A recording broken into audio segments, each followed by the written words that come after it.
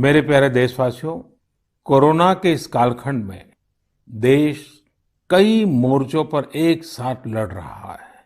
लेकिन इसके साथ साथ कई बार मन में ये भी सवाल आता रहा कि इतने लंबे समय तक घरों में रहने के कारण मेरे छोटे छोटे बाल मित्रों का समय कैसे बीतता होगा।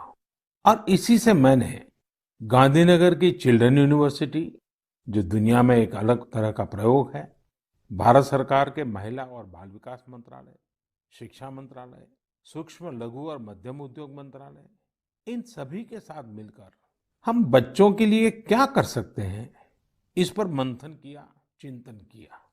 मेरे लिए ये बहुत सुखद था, लाभकारी भी था, क्योंकि एक प्रकार से ये मेरे लिए भी कुछ नया जानने का, नया सीखने का अवसर बन गया।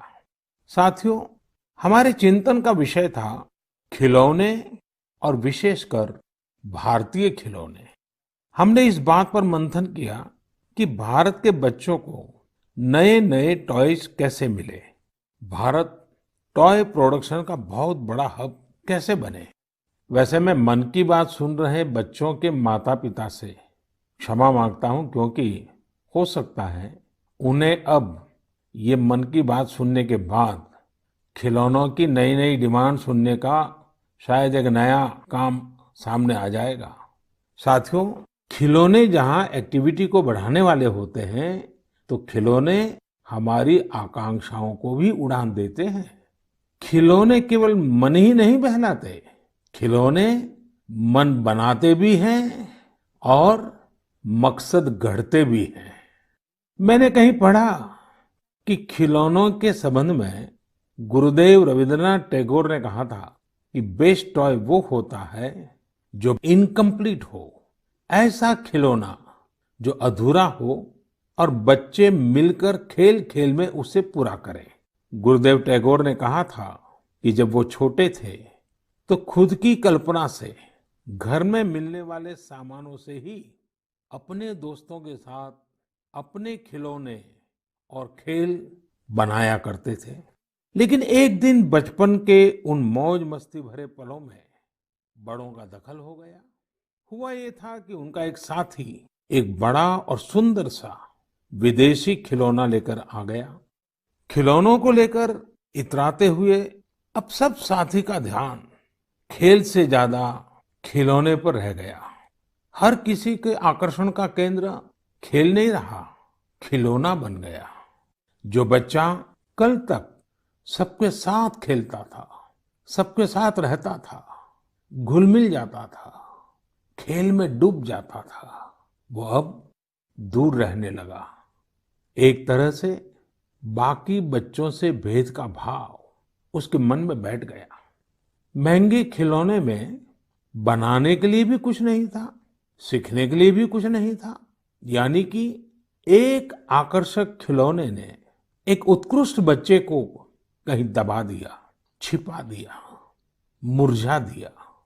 इस खिलौने ने धन का, संपत्ति का, जरा बड़प्पन का प्रदर्शन कर लिया, लेकिन उस बच्चे की क्रिएटिव स्पिरिट को बढ़ने और संवरने से रोक दिया।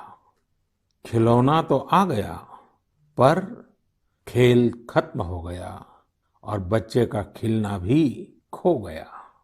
इसलिए गुरुदेव कहते थे कि खिलौने ऐसे होने चाहिए जो बच्चे के बचपन को बाहर लाएं, उसकी क्रिएटिविटी को सामने लाएं। बच्चों के जीवन के अलग अलग पहलू पर खिलौनों का जो प्रभाव है, इस पर राष्ट्रीय शिक्षा नीति में भी बहुत ध्यान दिया गया है। खेल खेल में सीखना, खिलौने बनाना सीखना, खिलौने जहां बनते हैं वहां की विजिट करना, इन सबको करिकुलम का हिस्सा बनाया गया है।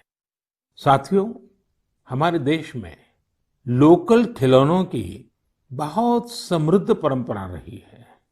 कई प्रतिभाशाली और कुशल कारीगर हैं जो अच्छे खिलौने बनाने में महारत रखते हैं। भारत के कुछ क्षेत्र टॉय क्लस्टर्स यानी खिलौने के केंद्र के रूप में भी विकसित हो रहे हैं। जैसे कर्नाटक के रामनगरम में चन्नापटना, आंध्र प्रदेश के कृष्णा में कोंडापल्ली, तमिलनाडु में तंजौर, असम में धुबरी, उत्तर प्रदेश का वाराणसी, कई ऐसे स्थान हैं, कई नाम गिना सकते हैं। आपको ये जानकर आश्चर्य होगा कि global toy industry 7 lakh crore रुपए से भी अधिक की है। 7 लाख करोड़ रुपयों का इतना बड़ा कारोबार, लेकिन भारत का हिस्सा उसमें बहुत कम है। अब आप सोचिए कि जिस राष्ट्र के पास इतनी विरासत हो, परंपरा हो, विविधता हो, युवा आबादी हो, क्या खिलौनों के बाजार में उसकी हिस्सेदारी इतनी कम होनी हमें अच्छा लगेगा क्या? जी नहीं, ये सुनने के बाद आपको भी अच्छा नहीं लगेगा। देखिए साथियों, टॉय इंडस्ट्री बहुत व्यापक है। गृह उद्योग हो, छोटे और लघु उद्योग हो, एमएसएमईज हो, इसके साथ साथ बड़े उद्योग और निजी उद्यमी भी इसके दायरे में आते हैं। इसे आगे बढ़ाने के लिए देश को मिलकर मेहनत करनी होगी।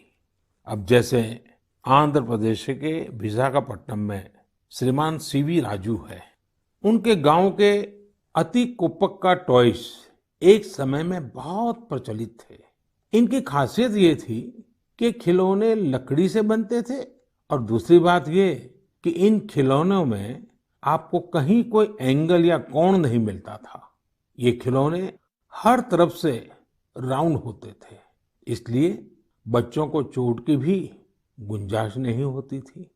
सीवी राजू ने एतिकोप्पका टॉयज के लिए अब अपने गांव के कारीगरों के साथ मिलकर एक तरह से नया मूवमेंट शुरू कर दिया है। बेहतरीन क्वालिटी के एतिकोप्पका टॉयज बनाकर सीवी राजू ने स्थानीय खिलौनों की खोई हुई गरिमा को वापस ला दिया है। खिलौनों के साथ हम 2 चीजें कर सकते हैं।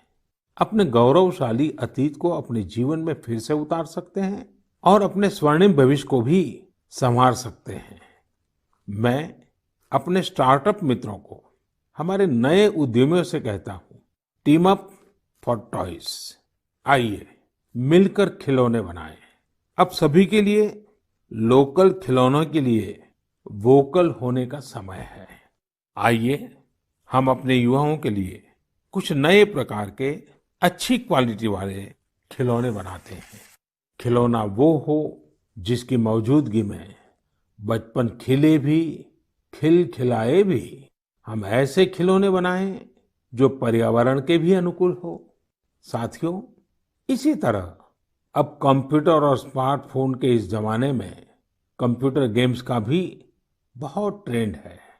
ये गेम्स बच्चे भी खेलते हैं, बड़े भी खेलते हैं, लेकिन इनमें भी जितने गेम्स होते हैं उनकी थीम्स भी अधिकतर बाहर की ही होती है। हमारे देश में इतने आइडियाज हैं, इतने कंसेप्ट्स हैं, बहुत समृद्ध हमारा इतिहास रहा है। क्या हम उन पर गेम्स बना सकते हैं? मैं देश के युवा टैलेंट से कहता हूं, आप भारत में भी गेम्स बनाइए और भारत के भी गेम्स बनाइए। कहा भी जाता है, लेट द गेम्स बिगिन। तो चलो खेल शुरू करते हैं।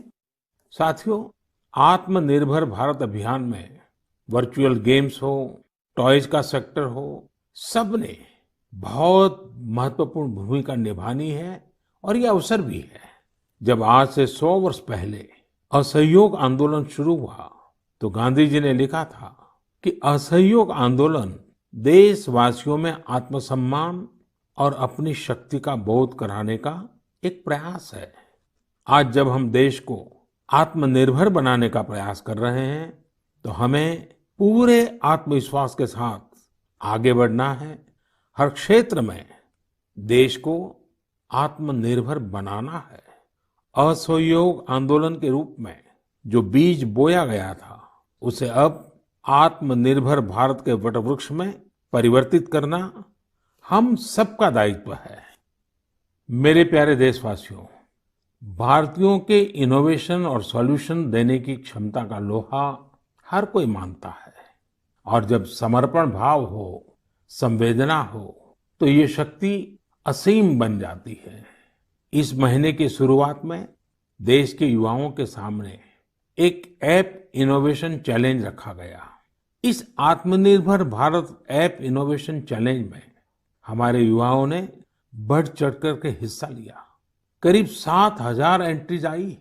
उसमें भी करीब करीब 2/3 ऐप्स टियर 2 और टियर 3 शहरों के युवाओं ने बनाए हैं। ये आत्मनिर्भर भारत के लिए, देश के भविष्य के लिए बहुत शुभ संकेत है। आत्मनिर्भर ऐप इनोवेशन चैलेंज के रिजल्ट्स देखकर आप जरूर प्रभावित होंगे। काफी जांच परख के बाद अलग अलग कैटेगरी में लगभग 2 दर्जन ऐप्स को अवार्ड भी दिए गए हैं। आप जरूर इन ऐप्स के बारे में जानें और उनसे जुड़े। हो सकता है आप भी ऐसा कुछ बनाने के लिए प्रेरित हो जाए। इनमें एक ऐप है कुटुकी किड्स लर्निंग ऐप। ये छोटे बच्चों के लिए ऐसा इंटरेक्टिव ऐप है जिसमें गानों और कहानियों के जरिए बात बात में ही बच्चे मैथ साइंस में बहुत कुछ सीख सकते हैं। इसमें एक्टिविटीज भी हैं, खेल भी हैं। इसी तरह एक माइक्रो ब्लॉगिंग प्लेटफॉर्म का भी ऐप है। इसका नाम है कू, KOO कू। इसमें हम अपनी मातृभाषा में टेक्स्ट, वीडियो और ऑडियो के जरिए अपनी बात रख सकते हैं, इंटरेक्ट कर सकते हैं। इसी तरह चिंगारी ऐप भी युवाओं के बीच काफी पॉपुलर हो रहा है। एक ऐप है आस्क सरकार। इसमें चैटबॉट के जरिए आप इंटरेक्ट कर सकते हैं और किसी भी सरकारी योजना के बारे में सही जानकारी हासिल कर सकते हैं, वो भी टेक्स्ट, ऑडियो और वीडियो तीनों तरीकों से। ये आपकी बड़ी मदद कर सकता है। एक और ऐप है स्टेप सेट गो। ये फिटनेस ऐप है। आप कितना चले, कितनी कैलोरीज बर्न की, ये सारा हिसाब ये ऐप रखता है और आपको फिट रहने के लिए मोटिवेट भी करता है। मैंने कुछ ही उदाहरण दिए हैं। कई और ऐप्स ने भी इस चैलेंज को जीता है। कई बिजनेस ऐप्स हैं, गेम्स के ऐप्स हैं, जैसे is equal to books and expense, Zoho workplace, FTC talent. आप इनके बारे में नेट पर सर्च करिए, आपको बहुत जानकारी मिलेगी।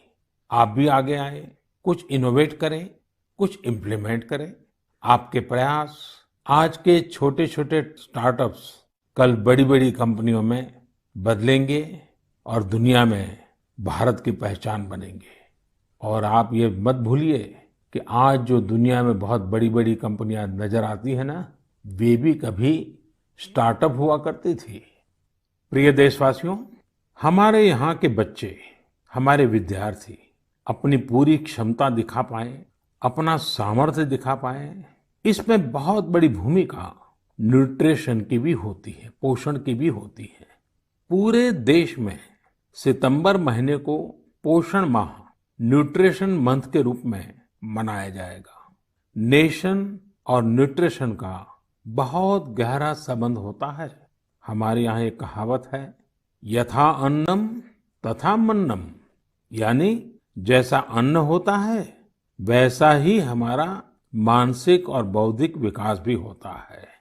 एक्सपर्ट्स कहते हैं कि शिशु को गर्भ में और बचपन में जितना अच्छा पोषण मिलता है उतना अच्छा उसका मानसिक विकास होता है और वो स्वस्थ रहता है।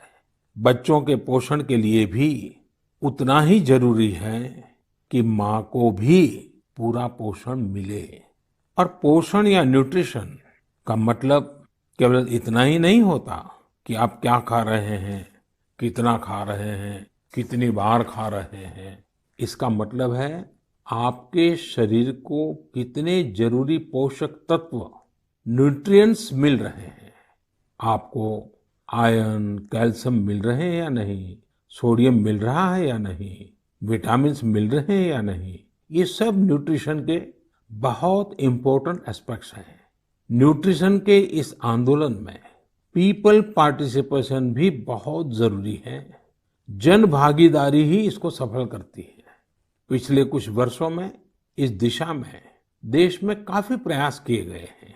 खासकर हमारे गांवों में इसे जन भागीदारी से जन आंदोलन बनाया जा रहा है।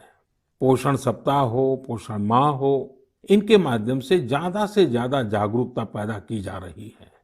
स्कूलों को जोड़ा गया है, बच्चों के लिए प्रतियोगिताएं हो, उनमें अवेयरनेस बढ़े, इसके लिए भी लगातार प्रयास जारी हैं। जैसे क्लास में एक क्लास मॉनिटर होता है, उसी तरह न्यूट्रिशन मॉनिटर भी हो, रिपोर्ट कार्ड की तरह न्यूट्रिशन कार्ड भी बने, इस तरह की भी शुरुआत की जा रही है।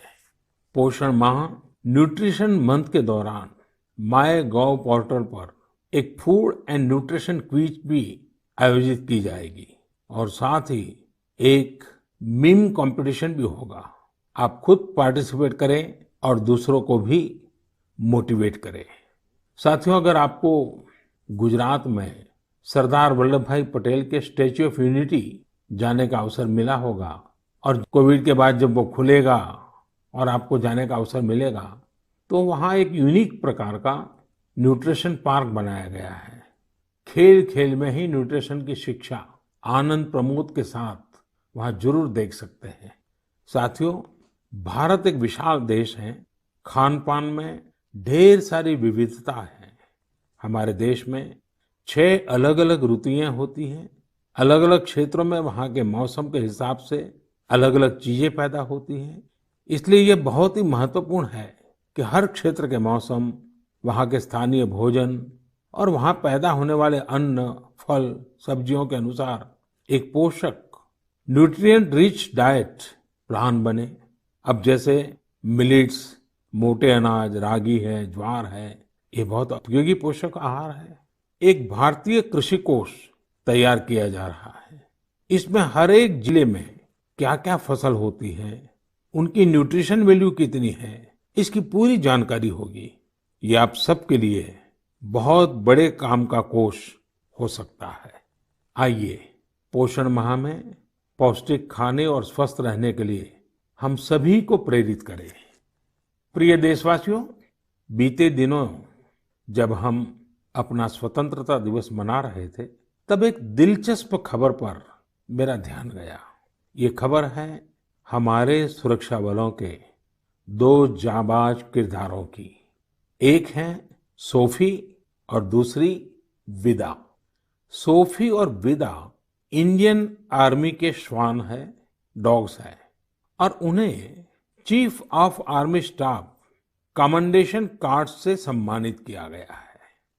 सोफी और विदा को ये सम्मान इसलिए मिला क्योंकि इन्होंने अपने देश की रक्षा करते हुए अपना कर्तव्य बखूबी निभाया है। हमारी सेनाओं में, हमारे सुरक्षा बलों के पास ऐसे कितने ही बहादुर श्वान हैं, डॉग्स हैं, जो देश के लिए जीते हैं और देश के लिए अपना बलिदान भी देते हैं।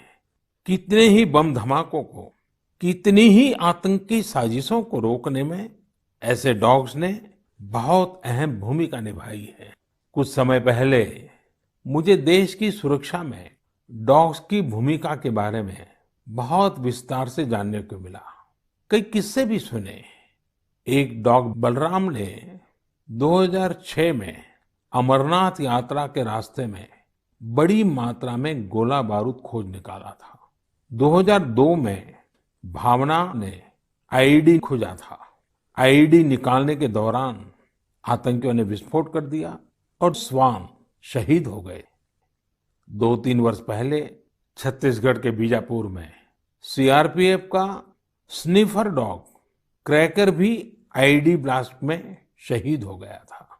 कुछ दिन पहले ही आपने शायद टीवी पर एक बड़ा भावुक करने वाला दृश्य देखा होगा, जिसमें बीड़ पुलिस अपने साथी डॉग रॉकी को पूरे सम्मान के साथ आखिरी विदाई दे रही थी।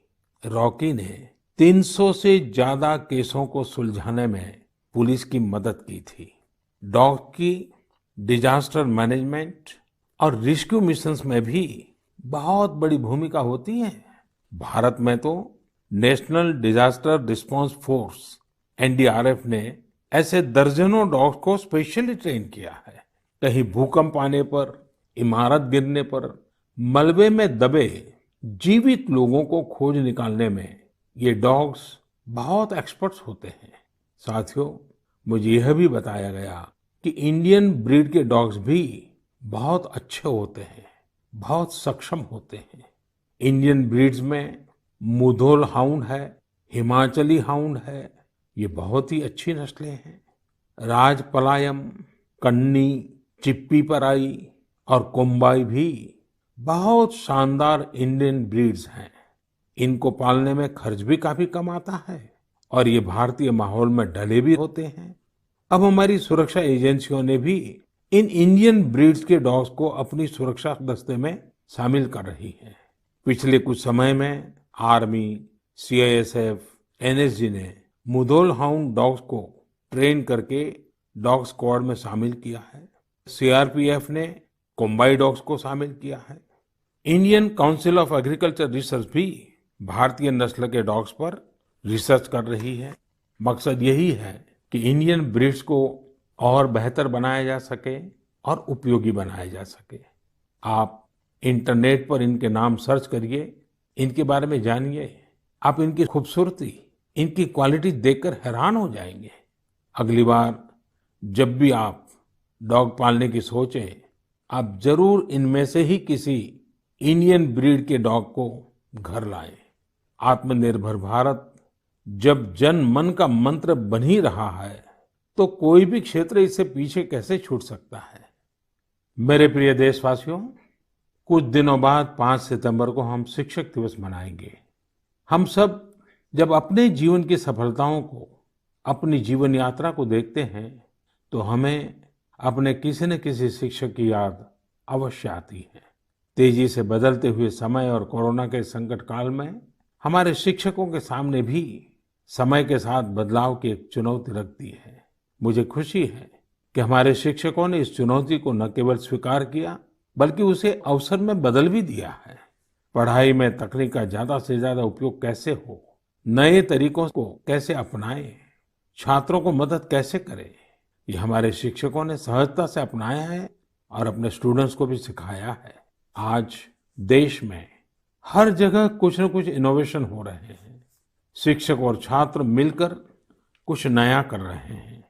मुझे भरोसा है, जिस तरह देश में राष्ट्रीय शिक्षा नीति के जरिए एक बड़ा बदलाव होने जा रहा है, हमारे शिक्षक इसका भी लाभ छात्रों तक पहुंचाने में अहम भूमिका निभाएंगे। साथियों, और विशेषकर मेरे शिक्षक साथियों, वर्ष 2022 में हमारा देश स्वतंत्रता के 75 वर्ष का पर्व मनाएगा। स्वतंत्रता के पहले अनेक वर्षों तक हमारे देश में आजादी का जंग, उसका एक लंबा इतिहास रहा है। इस दौरान देश का कोई कोना ऐसा नहीं था जहां आजादी के मतवालों ने अपने प्राण न्योछावर न किए हों, अपना सर्वस्व त्याग न दिया हो। ये बहुत आवश्यक है कि हमारी आज की पीढ़ी, हमारे विद्यार्थी आजादी की जंग, हमारे देश के नायकों से परिचित रहे, उसे उतना ही महसूस करें।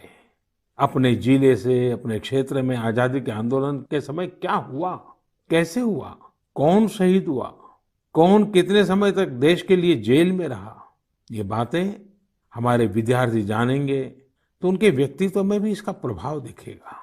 इसके लिए बहुत से काम किए जा सकते हैं, जिसमें हमारे शिक्षकों का बड़ा दायित्व है। जैसे आप जिस जिले में हैं, वहां शताब्दियों तक जो आजादी का जंग चला, उन आजादी के जंग में वहां कोई घटनाएं घटी है क्या, इसे लेकर विद्यार्थियों से रिसर्च करवाई जा सकती है। उसे स्कूल के हस्तलिखित अंक के रूप में तैयार किया जा सकता है। आपके शहर में